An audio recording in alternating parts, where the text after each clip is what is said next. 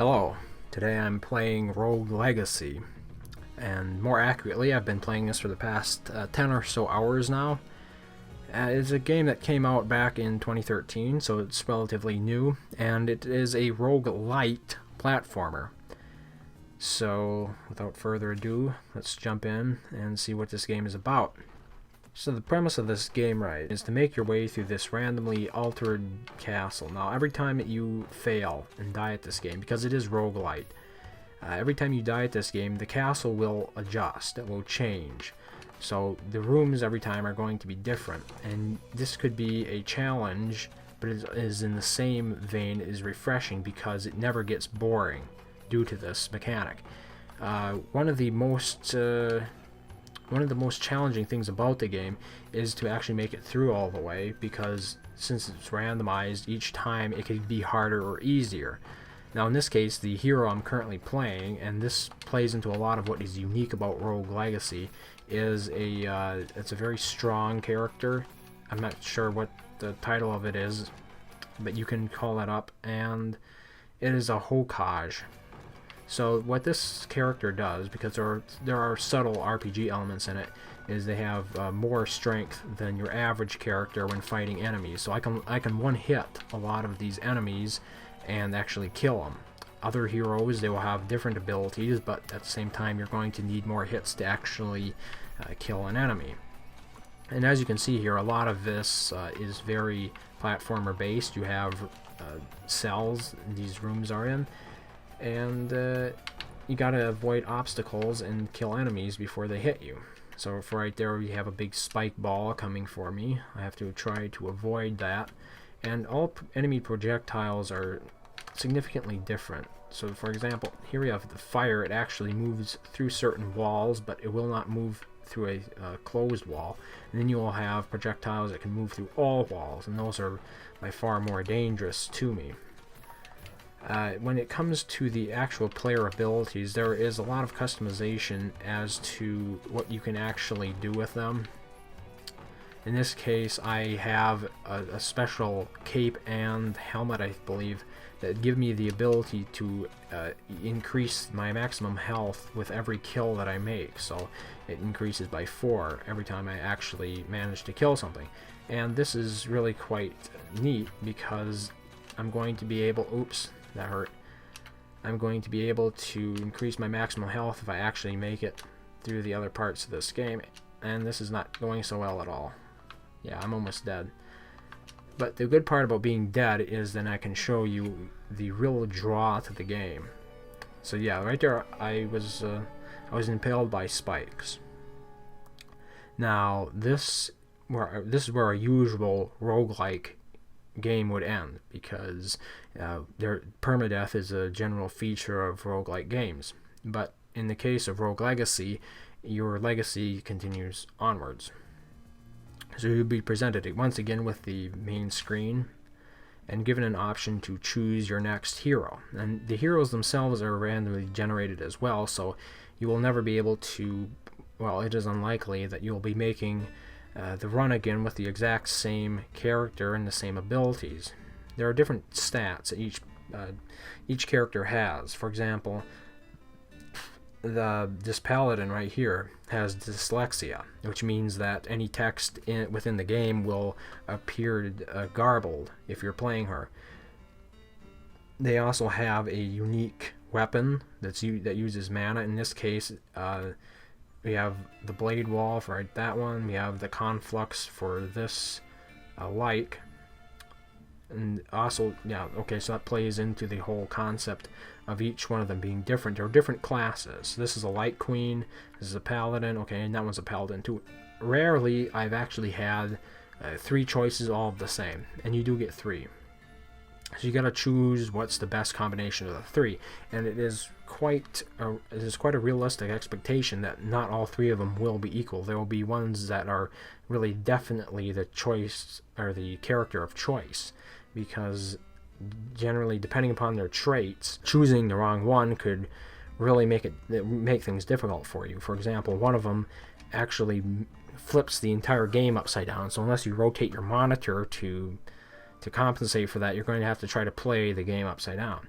Now, once you choose your character, which is what I did there, you'll be presented with the upgrade screen. And this is really what makes the game especially not roguelike. It's what gives it the roguelite tag quite frequently, because there is character progression within the game. So when I first started playing this game, it struck me as very, very, very difficult. I thought it was very brutal. But as you gain more upgrades, the difficulty, the curve, it sort of scales and it becomes more tolerable. You won't die quite as frequently or quite as often to very small things. Now, I didn't gain much gold, but if I did have more gold, I would be able to upgrade one of these abilities, and that is really the main draw of what keeps you coming back for more, is because as you upgrade more of those abilities, it becomes easier to make it through the earlier parts of the castle all the time. And as you gain more abilities, that will be easier, but of course at the same time the enemies are getting stronger. For example, I'm on level 60 right now, and there are abilities that allow the enemies to scale not quite as difficult. There are abilities that cause the enemies to scale slower, which would mean that they would not be keeping pace with your upgrades. And believe it or not, they do not scale exactly to the upgrades. There is a lot of there's a disparity between the two of them, so you are actually getting stronger even though the enemies are getting stronger as well. You are still outpacing them, let's say. Now, here is the blacksmith, and this is where a lot of character customization comes into play, because not only do you choose traits that are unique, not only do you choose traits that will be applied to all of your characters, here you can choose different weapons and armor that are applied to just the current character that you're using, and you can switch this up every time. So if one game you're playing as the Like, maybe you'll want to unequip your blood chest because your inbuilt ability it already has the ability to drain life from enemies that you kill. So you might want to switch to a different piece of armor. And the same goes, their armor, helmets, weapons, greaves, and the cape even. So there is a good amount of customization here that you can do every time you come through, and that just takes care of the armor. Then you have to move on to the mage, so to speak. And the enchantress, they give you certain abilities. The abilities that I have chosen are the ones, I have two. They're the ones that allow me to double jump, so I can jump a second time while in midair, and also the ones that allow me to dash. So both of those are very early on. They're basic abilities, and they're both very good, something that you want to keep. As you gain more money, you can afford additional abilities. They're called stones or something, I forget. They're called the runes. Okay, yeah, and you'll find them within the castle, and the same goes for the blacksmith. You'll find plans when rummaging through the castle, most likely in chests, and that'll allow, or it will give you access to more plans that you can have the blacksmith craft different pieces of armor for you for a price. And lastly, there is the tunneler, and this will actually lock the randomization of the castle for one time at the expense of you only getting 60% of your gold. So he's going to be taking a good cool 40% if you choose to go with that. Once you get to the castle, and you might think this is an easy way to save up a lot of money to access some of those later on expensive technologies, you're going to have to give the gatekeeper 80% to 100% of your money. I believe I can lower it a little bit more, but the point is you're not going to be keeping all that money when you go back in. And this makes it more difficult to actually access some of those later upgrades without actually becoming better at the game. You're going to have to manage to make it through a lot more rooms every time you play, because otherwise what's going to happen is you're simply going to be running through the same rooms.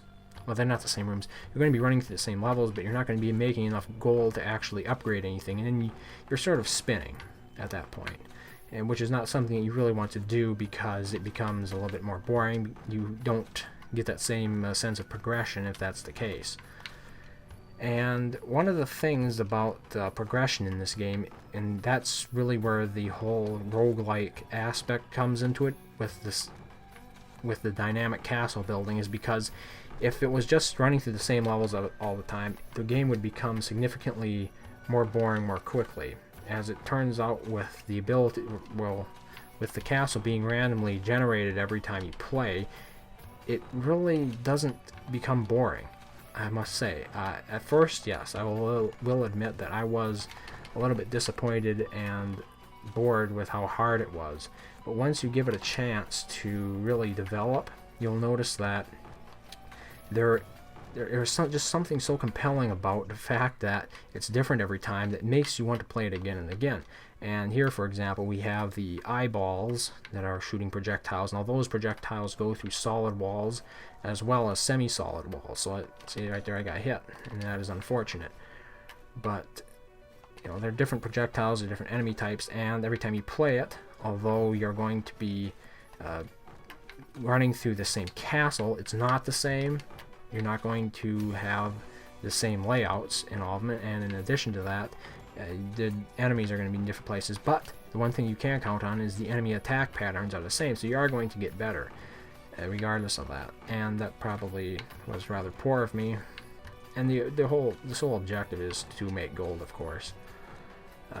I'm not really that good at the game, obviously, because that's why I've played it for 10 plus hours, and I still haven't killed the first boss. Once you kill all the bosses, the main storyline plot door will open. And once that door is open, then I guess you can say you successfully completed the game. That hasn't happened to me so far. But I really have been enjoying what I have seen of it so far. And the only real downside, like I said, is because if you don't do well enough, you can get frustrated a bit with your progress. You know, if there's too little progression at times, you can sort of become a little bit bored of it, at least in my experience. But most of the time I have been making out fairly well. This time, obviously, I didn't, but I think a lot of that has to do with the fact that I'm really not concentrating on what I'm playing, and I'm instead attempting to think about how the game really works and what really drives me to continue playing it on a regular basis. Because if you think about it, investing that much time in a game that really operates on a rather simple basis, such as this one, is a testament to the quality of, you know, indie platformers. But I guess it just comes back to the old varieties, the spice of life, and that is one thing that this game does exceptionally well, considering it is a platformer, is that it keeps things so random that you don't really know what you're going to be expecting next, and that makes you want to come back to see more of it all the time. And of course you have your overarching goal. It's not sort of a pointless spelunking through a castle. There are different biomes associated with this game as well. You're not always in a castle. Depending upon what areas of the castle you go to, there is like a hellfire dungeon below it. There's a more of a tropical based area above it, and I think that sort of reminds me of Spelunky. For those unfamiliar with the game, Spelunky is a lot like Rogue Legacy, except for the fact that Spelunky actually has a permadeath. You know, you're not going to be. It's not roguelite like this game. You're not going to actually be able to upgrade certain abilities or retain armor through the iterations of your character. So, oops. I'm trying to do some jump hits here. Yeah, there is a good deal of skill in the game. If you're going to definitely do better than players who don't have that skill. So, for example, right there I could bounce 3 times. Not everybody might be able to do that. And of course, this game plays much better with a controller than it ever would with a keyboard. I wouldn't even attempt to try doing it with a keyboard, but you know, your mileage may vary depending on how good you are at platformers or platforming with a keyboard. I personally wouldn't recommend it, obviously, because some of these games are really designed with a controller in mind. Same way RTS games are largely designed for a keyboard and mouse in mind. So, you know, to play into the strengths of each genre is generally desirable. And right here we can see a good example of the runes being of an advantage. I'm going to use the the dash rune to just jump right over those spikes. So, oops. So of course the runes can come in handy. And oh, I almost got hit there.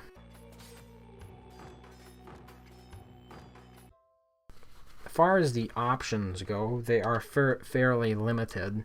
You can adjust the resolution, play in a window, some shader quality. Of course, you have the different music volume bars, and you can also quit to the title screen. In addition, if you actually do screw up your initial game, you can start with a new slot. You don't actually have to delete the old game. So I thought that was pretty nice. So yeah, Rogue Legacy. I personally haven't gotten as far as I'd like to get, but it is a game that keeps me coming back to it, even if you do temporarily get bored of your progression. If it's not going fast enough or as fast as you would like it to go, you can just put it down and come back to it in a couple of days, and most likely, you know, it's the type of game that you can play it in parts, or really all at once, depending upon how fast you progress and how much tolerance you have for it. But the fact that the castle continually changes is something that keeps it from getting boring for a far longer time.